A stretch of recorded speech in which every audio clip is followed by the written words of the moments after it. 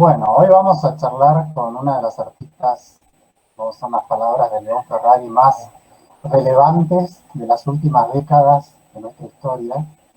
Estoy hablando de Diana Dowek. Diana es una artista que nos ha presentado a través de la pintura y a través de sus ojos situaciones a las cuales no podemos estar ajenos, podemos no interpretarnos tanto como artistas y como seres humanos. Así que bueno, gracias por este momento. Te voy a presentar a mis compañeras de Boca de Sapo, a Florencia González, a Jimena Nespolo, y está fuera de nuestro campo visual virtual Matías Escafati, que está haciendo la grabación del Bueno, buenas tardes a todos. Buenas tardes a todos. Hola, Diana. ¿Cómo les va? Hola, Diana, mucho gusto. Hola. Encantada de conocerlas. Nosotros también estamos muy encantados de conocerte. Bueno, sabemos que durante este periodo de aislamiento social, vos estuviste produciendo una serie de pinturas sobre la pandemia, o sea, sobre este momento histórico que estamos atravesando. Y nos gustaría que nos comentes primero un poco la génesis de esta serie de trabajos, y por otro lado que nos cuentes también cómo se fueron articulando los modos de circulación de estas imágenes, porque no tenemos la posibilidad todavía de verlas en directo, pero estas imágenes empezaron a circular ya hace un tiempo en distintos medios, y también nos interesa saber eso, o sea, cómo empezó a circular y bueno, primero cómo se generó. Yo llegué de España en enero, no tenía la menor idea de que podía haber una pandemia, a pesar de que en China ya se sabía, y fui trabajando con lo que venía haciendo antes, que no tiene mucho que ver y sí tiene que ver. Es decir, yo venía, como mi hija vive en España, pero vino con nosotros con su hija, es mi nieta de 3 años ahora, el otro día, vino con nosotros desde España. Yo estuve allá desde octubre y vino en enero. Entonces seguí trabajando con el tema de la Guerra Civil Española, que venía trabajando hace bastante. Es decir, no solamente con la Guerra Civil, sino con el tema de los refugiados. Y dentro de los refugiados hay un capítulo que se llama Los Otros Guernicas, que fue en febrero de 1937, cuando el franquismo toma Málaga y huyen 150.000 personas. Esto hace 2 años que yo vengo trabajando. Y también sobre los refugiados de hoy, es decir, también venía trabajando sobre todo el tema de los refugiados, porque me parece que es el drama de nuestro tiempo. Cuando aparece la pandemia, realmente a mí me ocasionó un shock, porque la pandemia en sí no sabíamos, traía mucha incertidumbre, no sabíamos hasta cuándo podíamos estar aislados, pero sí se habló mucho de los que estaban en primera línea,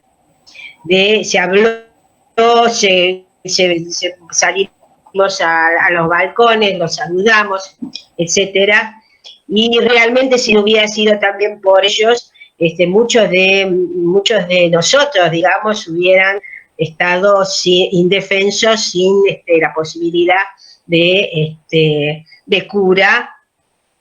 Pero la pandemia además, me descorría un velo, que yo lo conozco muy bien, porque soy una artista que mira la realidad permanentemente, pero fue muy aguda el descubrir el velo de que no teníamos medios, que no teníamos sanidad, que no teníamos los elementos necesarios para ser cuidadosos con los enfermeros, por ejemplo, los que están en primera línea, los médicos, y los camilleros, digamos, todo lo que hace al trabajo sanitario me tocó mucho, y aparte, lo que la pandemia también descubría era aquellos barrios como Retiro, que yo tengo mucha relación, igual,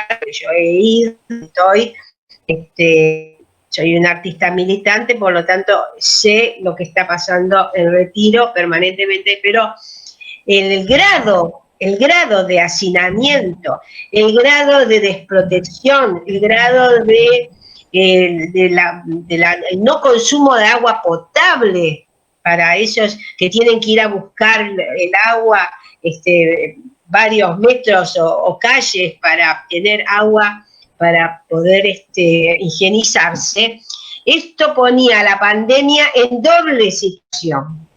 Entonces, yo como trabajo, venía trabajando con transferencias fotográficas, no sé si ustedes saben que yo hasta un momento dado trabajé en pintura, siempre con pintura, pero desde el 2001 empecé a introducir el documento fotográfico. Es una transferencia fotográfica que se hace sobre la tela, de manera, digamos, tiene nada que ver porque es una tela que hago yo, que, bueno, la compro, pero la preparo yo, y además de prepararla, la transfiero con otra persona. En esta pandemia se le cortaba totalmente la posibilidad de transferencia, porque la persona que tiene esa máquina no trabajaba.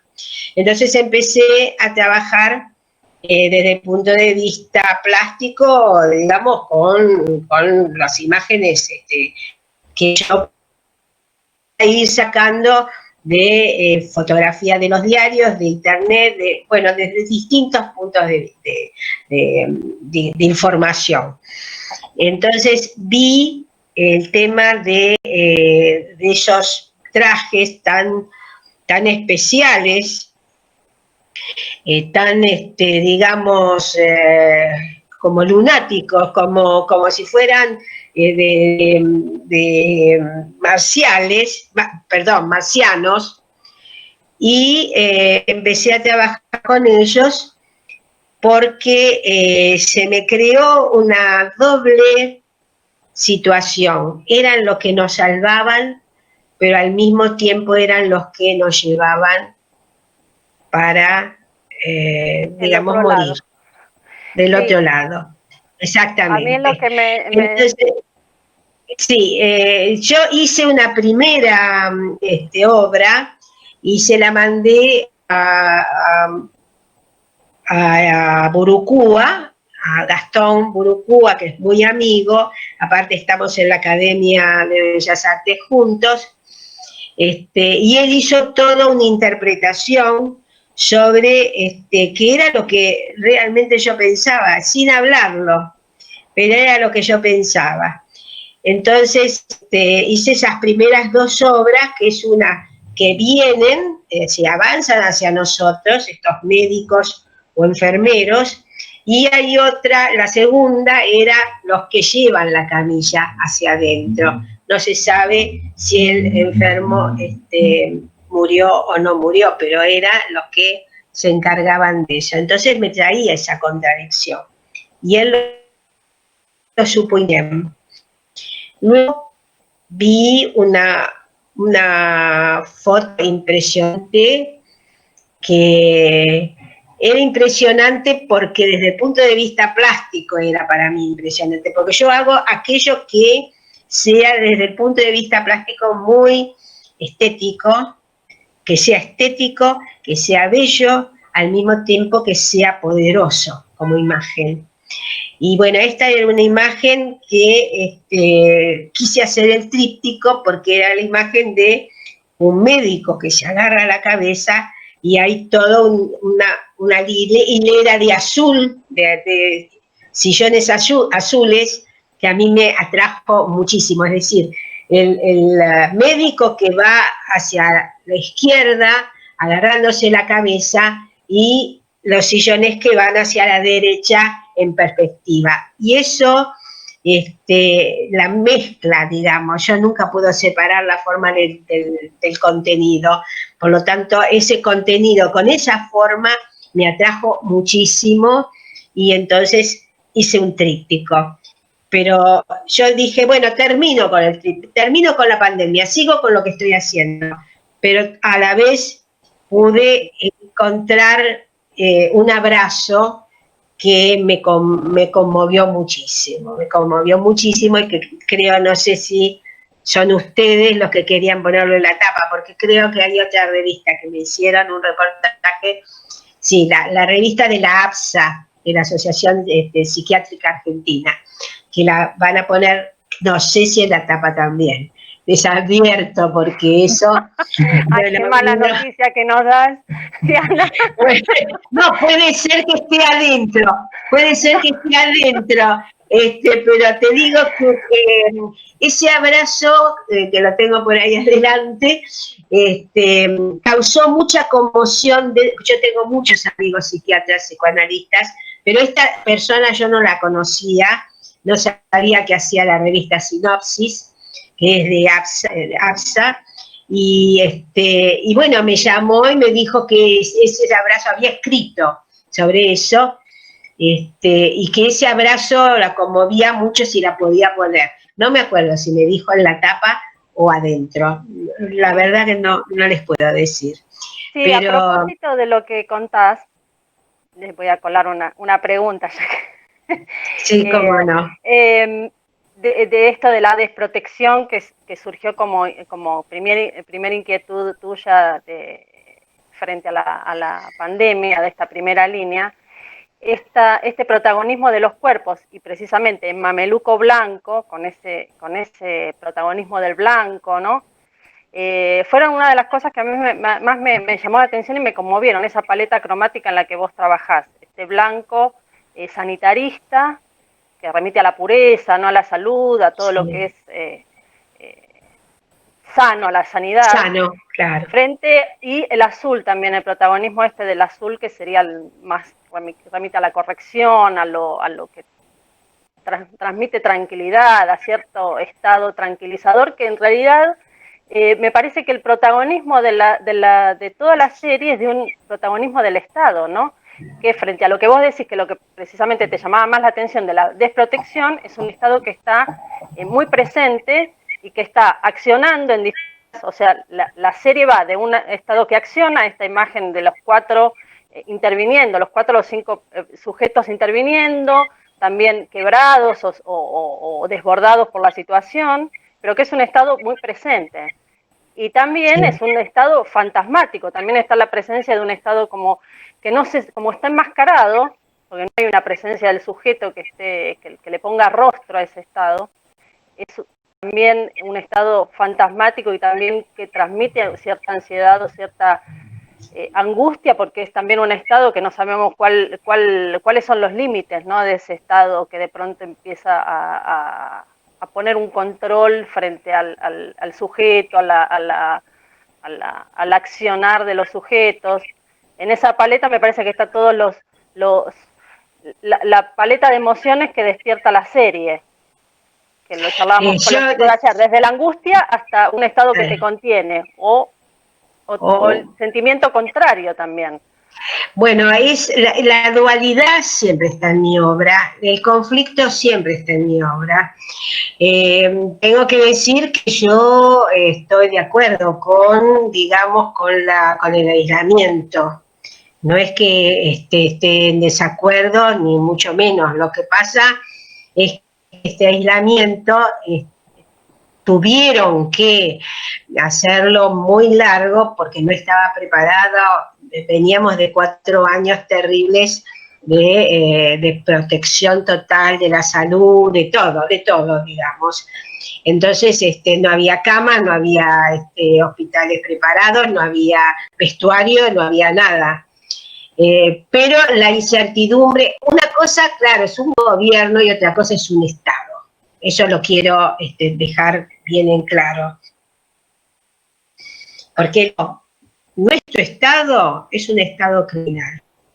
El gobierno es un gobierno que intenta reformar algunas cosas que el gobierno pasado sí era más Estado, digamos, estaba más presente para sí, ¿no? Pero en este gobierno se trata un poco más de volcarse un poco más, digamos que con todas las contradicciones del caso y todas las incidencias de las presiones de las grandes corporaciones, y que a veces, bueno, vemos lo que pasó en Santa Elena, vemos lo que pasó con Vicentín, vemos lo que pasó, bueno, que está presionado y a veces se deja presionar. Pero digamos que desde el punto de vista del aislamiento, yo acuerdo con ese aislamiento. Porque fíjense lo de Trump o fíjense lo de Bolsonaro, ¿no? Una gripecina y al final se la agarraron ellos. Pero de cualquier manera, no tiene nada que ver nuestro país y fue uno de los primeros en tomar medidas a favor, creo, de la gente y también para lo que podía venir. El estado de incertidumbre de cuánto va a durar y cómo se va a manejar, si la vacuna esa que se va a comprar o no, eso no, ahora no puedo hablar porque realmente no tengo ni idea. No, ni idea no es que no tenga. Yo, a mí me interesa mucho la política desde muy joven y trabajo en política. Trabajo, digamos, claro, ¿no? Eso se ve en toda tu obra, Diana. No, por eso. Y también pongo foco en lo que a mí me interesa poner foco, ¿no? Es decir, yo soy una política interesada, no es que soy una política desinteresada. Entonces, bueno, eso queda claro. Sí. A través de la obra, para mí es una herramienta con la que yo digo las cosas que yo pienso. Pero siempre tomando de la realidad, no invento nada. No soy una artista surrealista. Claro, perdóname, Diana, ¿cómo fue el proceso de confección de esta serie de la cual estamos hablando y que es motivo un poco de nuestra charla? A través de eso, a partir de eso, también te quería comentar así brevemente, como que cuando estábamos tratando de escribir, como muchos de los artistas, escritores, tratar de escribir o de pensar, bueno, salieron un montón de trabajos de filósofos, de pensar lo que viene, ¿no? Porque esta pandemia nos pone en un fin y principio de ciclo, evidentemente. Y cuando vi tu obra en el artículo de Burucúa, no entendía cómo estaba esa obra tuya, adosada o sea, como ilustrando, digamos, porque bueno, lo principal, el protagonismo lo tenía el texto, supuestamente, y una obra de esa factura que realmente tiene una proyección de miradas respecto al futuro, por lo menos esto, estoy dando una visión indudablemente personal, pero que transmite tantas cuestiones contradictorias, como vos estabas diciendo, lo que decía recién Jimena, digamos, que trabajan sobre un límite impreciso y que transmite desde, a mí por lo menos, desde sensaciones hasta ideas también.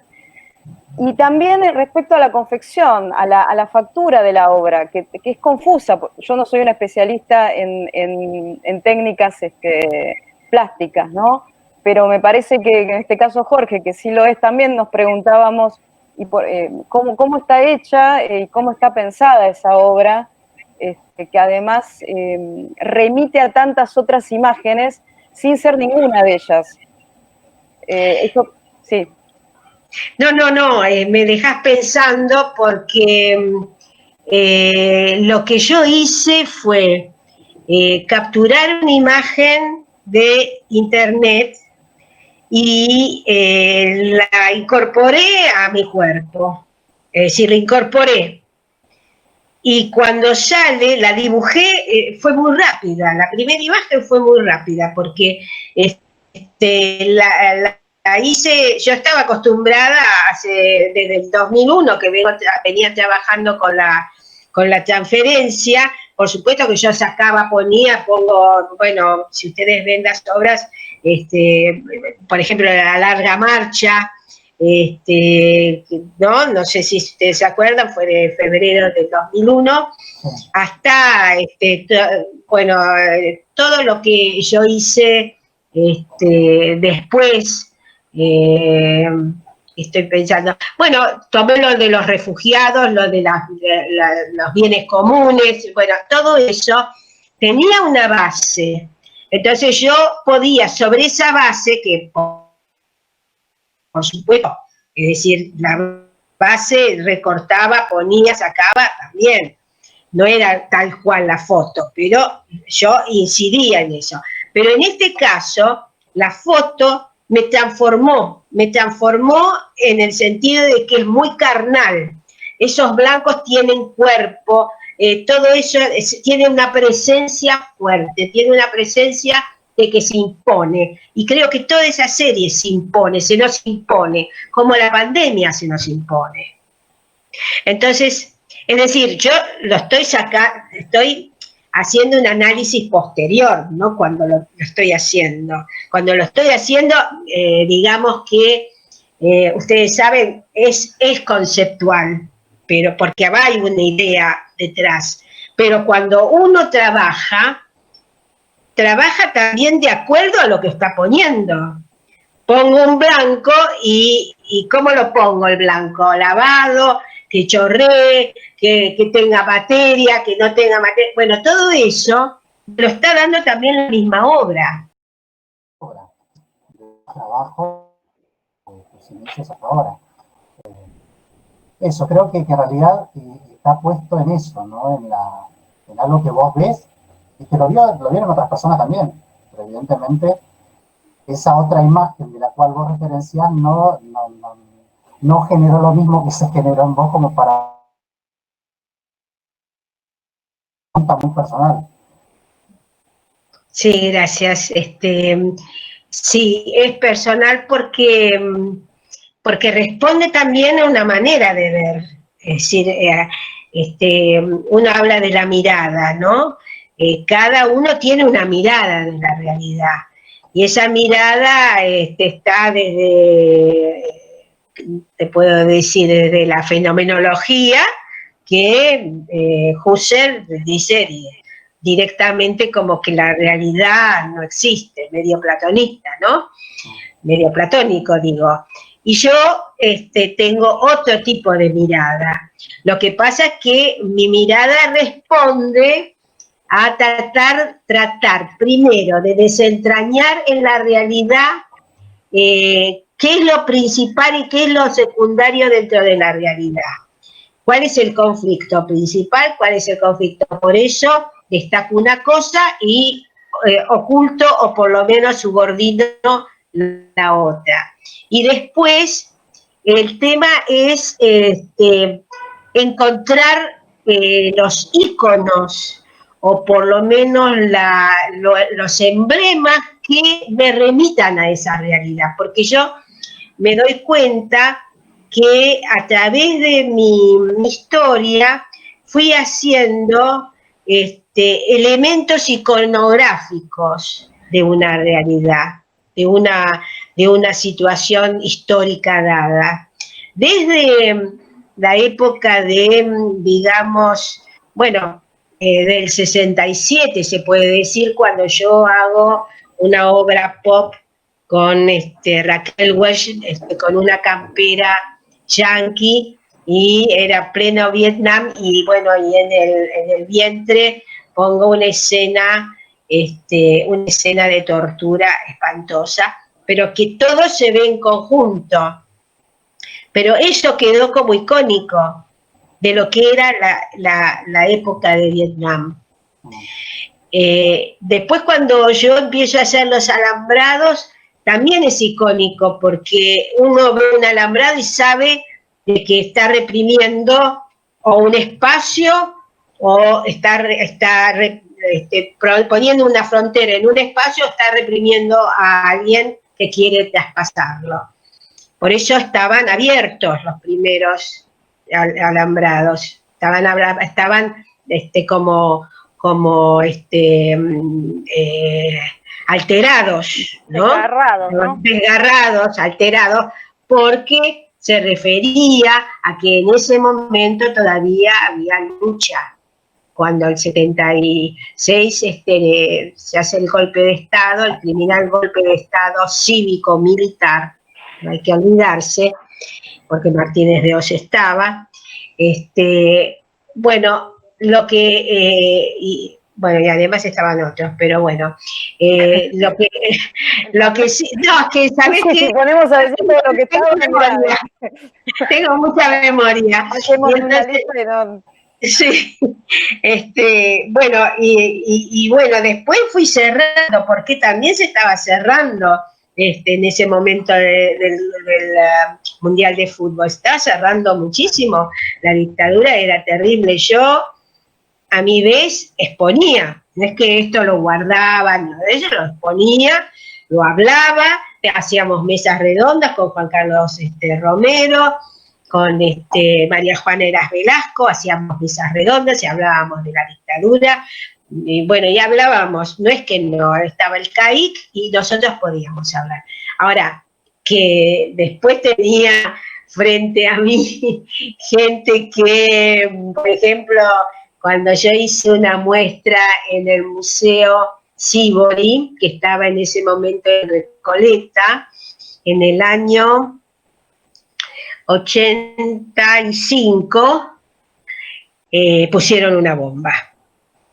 Pero pusieron una bomba, nosotros estábamos charlando y pusieron una bomba insignificante. ¿Qué obra estabas presentando ahí? Yo estaba presentando desde el 72 al 85. O sea que te estabas metiendo en la cosa. Sí, desde el 72. Porque esa muestra, Bluber, que siempre me apoyó, esa muestra me había invitado para hacerla en el CAIC, y me gastó 18 días antes. Yo tenía en el 85 las heridas del proceso y las iba a poner en una galería.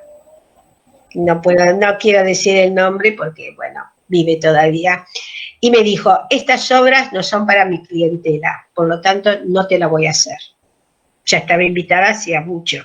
Entonces recurrí al Museo Sívori, en ese momento Hugo Monzón, el director, y enseguida me dio la sala, pero no sin situaciones que hubo, ¿no?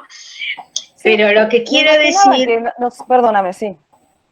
No, eso, lo que quería decir era un poco que esto no es que se mostró o se ocultó, yo mostré siempre todo lo que hice. Las insurrecciones, en lo que vendrá, por ejemplo, lo mostré en el panorama del arte joven en la Fundación Lorenzutti.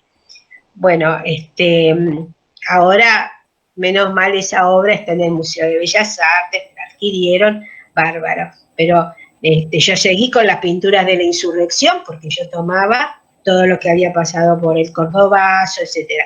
Ahora, el mercado, muy bien, gracias, porque yo no era... Te iba a preguntar de eso, porque vos, uno te escucha hablar o ve tu obra y de repente, sin pensar mucho, dice, ¿qué problemas puede tener este artista en exponer? Pero ahora que te escucho y repaso la obra que conozco de vos, seguro que tuya, obviamente seguro no conozco toda, pero toda es controvertida, toda es...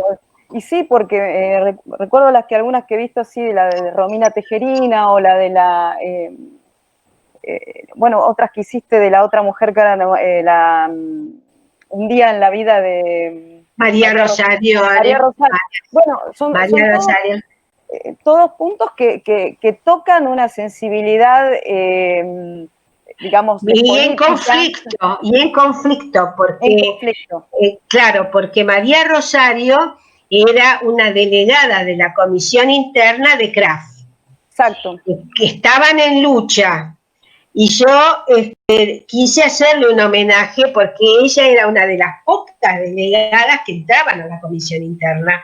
No crean que en el año que yo la hice, primero, yo fui invitada por la galería, sí, yo fui invitada por la galería, estaba exponiendo, que había expuesto retratos cercanos ahí, que ahora no están más psicoanalistas, los dos, estaba en la calle Libertad, y ellos me invitaron para hacer María Rosario, pero cuando vinieron a mi casa y vieron la obra, me dijeron, no te podemos, nosotros estamos enfrente de la sociedad rural, de la sociedad, sí, creo que era la comisión de la sociedad rural, bueno, está en las, tengo los diarios que hablaban de eso. Bueno, es en plena Recoleta, me parece, ¿no? O sea, Libertad y Alvear.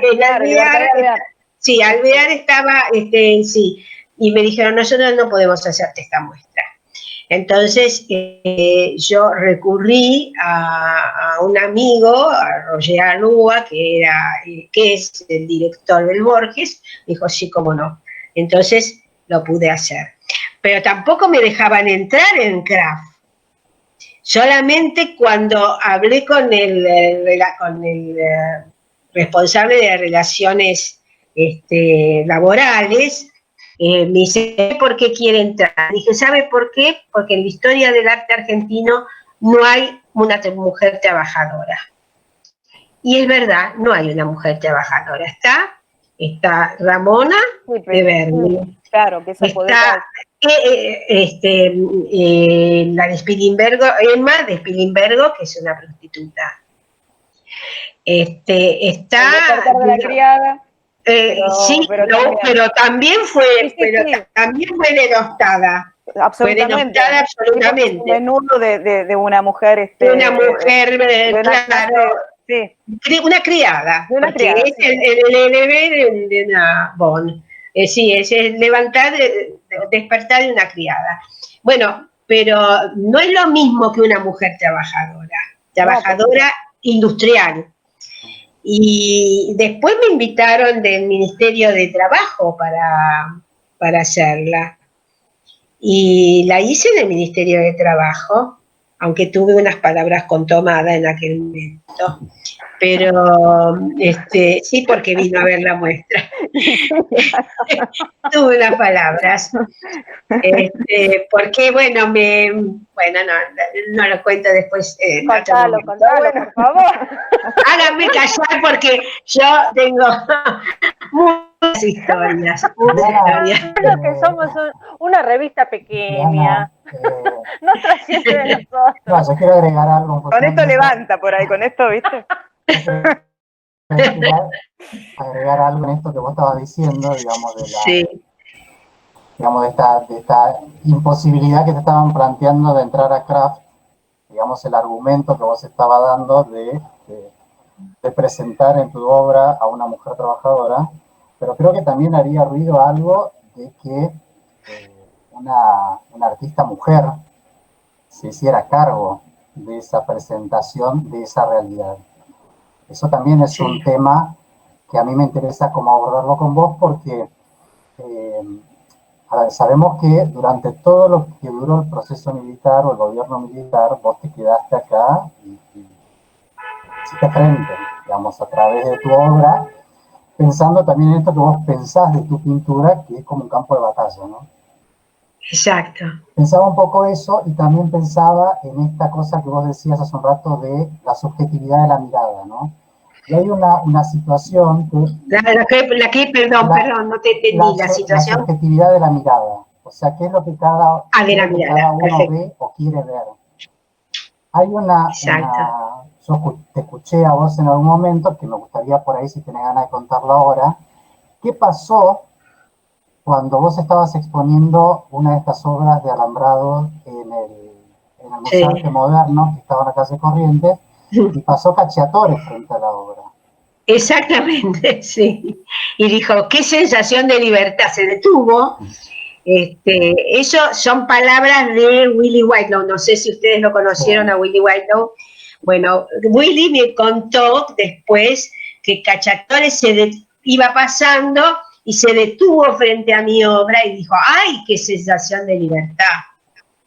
Así que la mirada es, bueno, es muy subjetiva también. Frente a eso, yo quería comentarte que algo en lo que me quedé pensando y me gustaría que reflexionaras o que nos contaras qué te parece.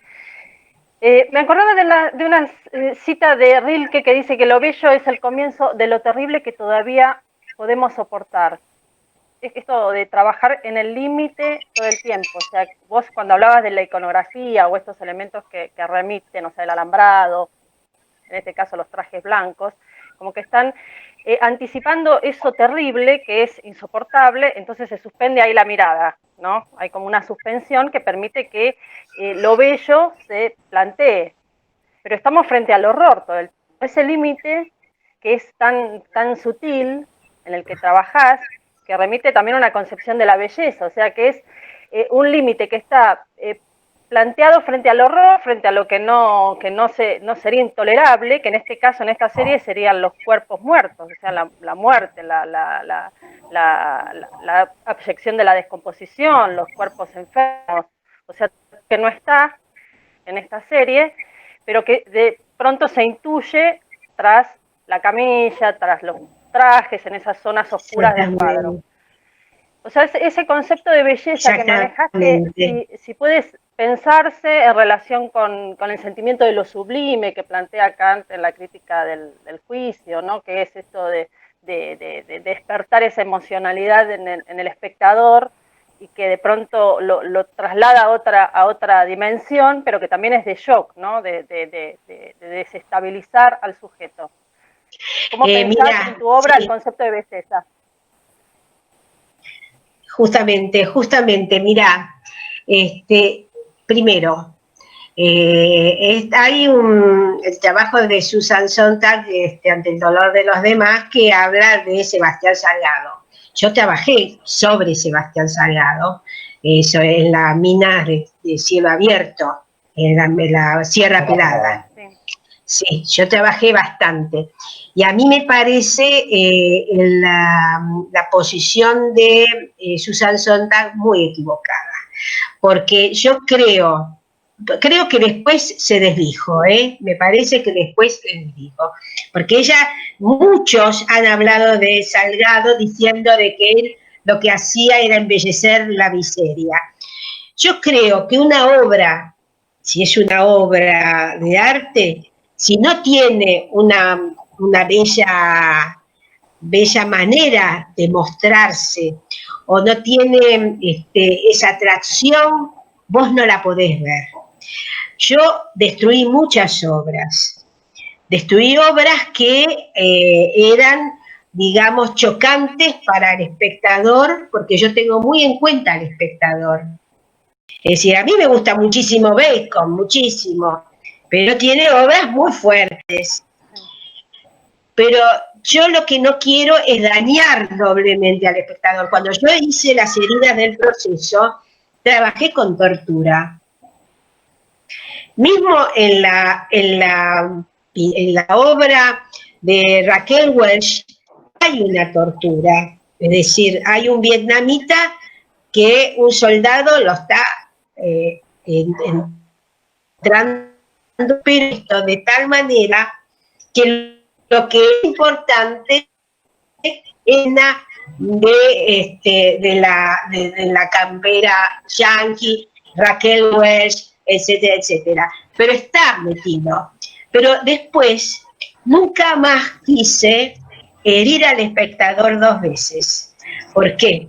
Primero porque estaba planteando heridas, pero los tenía que plantear de tal manera, son esas telas suturadas, mal suturadas, con alambre. Bueno, pero hubo obras que yo tuve que deshacerme de ellas, porque no quise afectar al espectador, porque no quise, primero tienen que tener belleza para que vos puedas mirarlas, pero si tienen algo que te golpea fuerte no las puedes mirar y entonces no es eficiente el trabajo, no es lo que yo quería. Yo quiero que mire para que tome conciencia y pueda actuar, no un espectador pasivo que mire la belleza nada más o que mire el horror nada más. No, es una combinación de cosas que a veces hay límites y eso yo lo tengo muy en cuenta. Por eso destruí varias obras. Sí, ese mismo dilema lo tiene el cine, ¿no? Sobre cómo mostrar la tortura, todo el arte. todo el arte. No, pero el cine que tiene un principio tan verosímil, ¿no? De la imagen. Sí, no miro. Cuando se tortura a alguien, no miro. No, claro. No pero puedo. Eso era otro punto que también te queríamos preguntar, porque tanto en la última serie hay ese compilado que se ve en YouTube, tiene una frase de Einstein, y sí. como bueno, cuando se ve gran parte de tu obra, no sé, siempre remite a otras imágenes, ¿no? Algunas determinadas y otras más determinadas, incluso en esa serie de la que estamos hablando. Y bueno, está como coronada por esa frase de Einstein, que justamente tiene una teoría muy particular respecto al montaje, al cine y al marxismo, ¿no? Bueno, digamos a la política, si queremos, pero... a la dialéctica, la dialéctica marxista. Sí. Bueno, eso yo absolutamente estoy, digamos, muy pegada. Compenetrada y pegada, digamos. Bien, dialéctica. Todas esas imágenes, sí, en la dialéctica. Cuando yo hice todas las series sobre, que hice como 50, sobre las insurrecciones, tuve muy en cuenta a Einstein, siempre tuve en cuenta, digamos, cuando hice los retrovisores, tomé de Polanski, fíjate, porque vi un auto con un retrovisor de Polanski, pero tomé de Coppola también cuando vi La Conversación, es decir, en La Conversación vi la cosa que no se veía, pero se sabía que estaba, pero no todo se veía. Fuera de campo. Fuera de campo, exactamente. Lo que vos veías era una cosa, de repente, que hablaba la pareja o que estaba la pareja, pero adentro del camioncito estaba el tipo que después persigue tanto que, bueno, termina rompiendo todo y creo que matándose, no me acuerdo, pero bueno, yo esa obra de los retrovisores lo tuve en cuenta absolutamente la dialéctica einsteiniana, a pesar de que lo vi en Polanski y en otros, porque él toma causa-efecto y al mismo tiempo, ¿no? Uh-huh. Es decir, se ven los cosacos, se ve la mujer, claro, se ve la mujer que está mirando, se ve que pasan los cosacos por las piernas de los cosacos, se ve el cochecito que se va. Entonces, esas causas y efectos, pero al mismo tiempo, no causa, efecto, no, es dialéctica. En el mismo momento, fue lo que yo hice con los retrovisores. En los retrovisores se veía, el que estaba dentro del auto podía ver una imagen bella de un paisaje, pero veía al mismo tiempo del retrovisor que un falco lo seguía. Ahí hay una figura de tiempos, ¿no? También, perdón que te interrumpa. Sí, porque es dialéctico, el tiempo es simultáneo. El tiempo es dialéctico también, por supuesto. Claro, es simultáneo, y entonces, a mí, eso es lo que siempre los críticos toman de mi obra, toman los retrovisores como más emblemáticos que otros, ¿no? Pero, porque en realidad, hice muchos retrovisores, que me quedé con muy pocos, y León Ferrari, justamente, fíjate, León Ferrari un día me llamó y me dijo: Diana, quiero cambiar con vos. una obra, pero quiero un retrovisor. ¿Y él cuál te dio? Bueno, lo elegí yo. ¿Y cuál elegiste?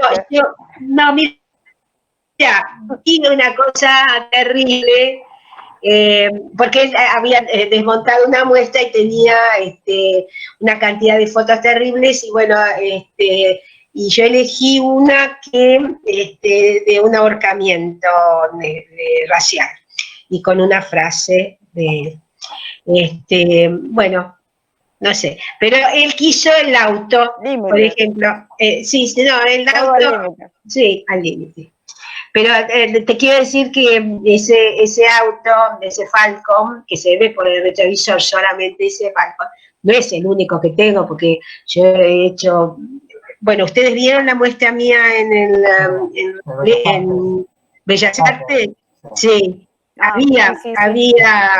había creo que 2 o 3 retrovisores, no me acuerdo, uno chiquitito, bueno, me quedaron muy poquitos, la verdad, pido perdón, pero me quedaron poquitos.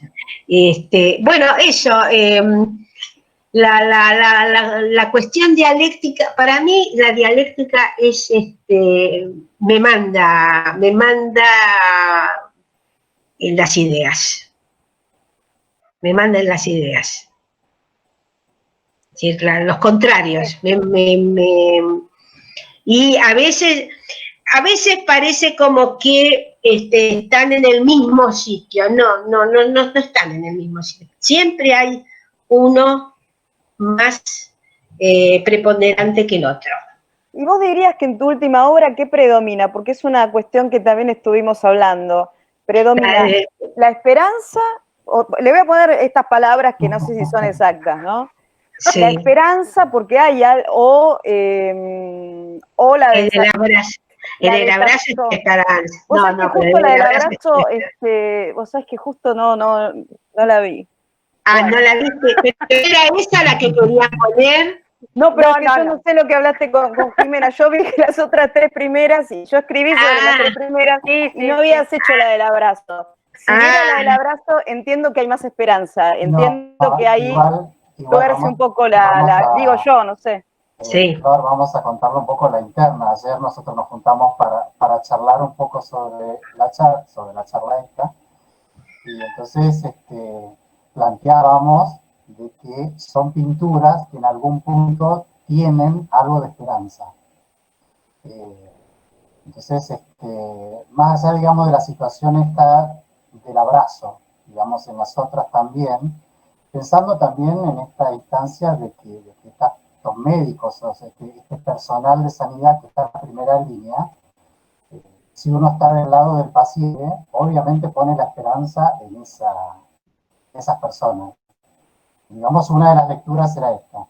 Y la otra, ver un poco también cómo se resolvía o cómo se veía la esperanza en función de la luz que tienen las pinturas, estas 4 pinturas. A ver si puedo redondear, a ver si tenemos divergencias, por eso estamos... Me parece muy bien. No nos ponemos de acuerdo.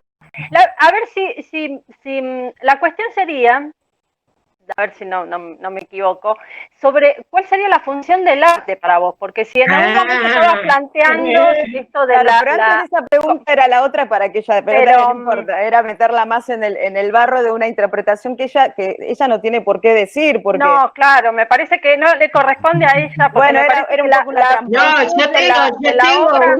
yo tengo una opinión sobre qué funciona. Pero me parece que me parece que ese dilema se resuelve en esta tensión que vos planteás, que la pintura o el arte como campo de batalla, pero escuchándote en esta charla también hay una escena reparadora del arte, que quizás no la has visto, pero me parece que es lo que tiene también esta obra. O sea, es un espacio de tensión, de conflicto, porque están todos estos elementos que son conflictivos, la enfermedad, el Estado, todo esto que venimos charlando, pero también hay una escena reparadora, está Exacto. planteado, y me parece que en esos dos polos se juega cuál sería la función del arte para vos, y es más que nada eso, como un campo de batalla en que el conflicto social, político se resuelve, o un espacio de reparación también para el sujeto, para el espectador, para el artista. ¿Pude decir algo más o menos, chicos?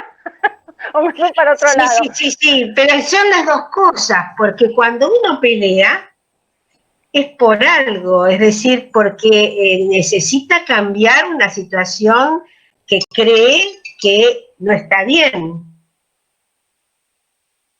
Es decir, digo que es mi campo de batalla, yo estoy batallando contra elementos malignos.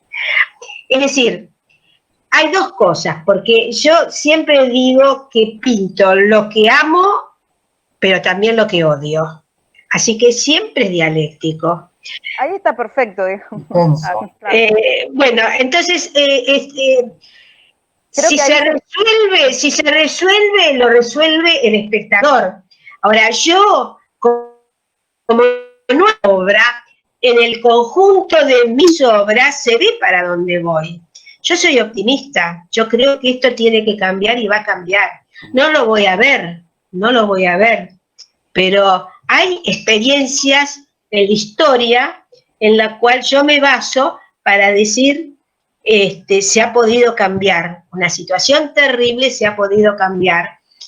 Duró poco, pero se ha demostrado que se ha podido. Entonces, ¿qué pasa? Yo también pienso de que la pandemia va a tener un límite. Quizá podamos estar más controlados, más sujetos a una vacuna que todavía no sabemos, es la rusa y no sabemos qué trae, porque hay confidencialidad, porque hay los laboratorios, por ejemplo, plantean que son no cuestionables, con la confidencialidad, plantean que hay impunidad porque no se les puede achacar absolutamente nada. Entonces, ¿qué pasa? Hay una vacuna. La vacuna es controvertida porque hay biólogos y hay médicos y hay, que dicen que no, que trae esto, que trae el otro. Mi hija mismo, tengo que pelear, a veces trato de no pelear con mi hija porque es absurdo. Ella dice que la vacuna es peor y yo tengo un miedo por mi nieta que me muero porque no la vacuna. Me parece tremendo. Porque yo creo que la vacuna nos ha salvado de muchísimas pandemias, ¿no es cierto? Lo que pasa es que estamos en una situación de crisis tan grande de humanidad. La crisis humana es tan grande que bueno, por ahí querrán, por ahí con la vacuna se sacan de medio millones de personas también, porque qué sé yo, no sé. Hay situaciones que en el mundo que se ha visto. En África, por ejemplo, no se contagió, pero a África los han diezmado, ¿no? El imperialismo los ha diezmado, los ingleses, los franceses, los alemanes, bueno, todos, los portugueses, los han diezmado.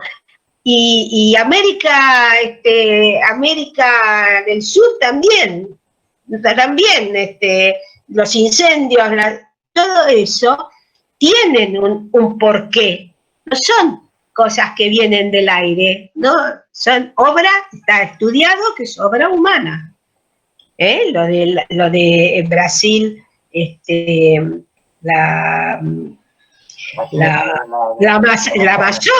Amazonas, por supuesto. Entonces, claro, acá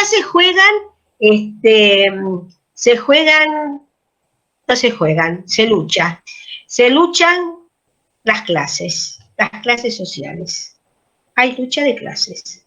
Por lo tanto, esto no va a terminar acá, va a seguir, pero yo soy optimista que en algún momento se va a poder cambiar.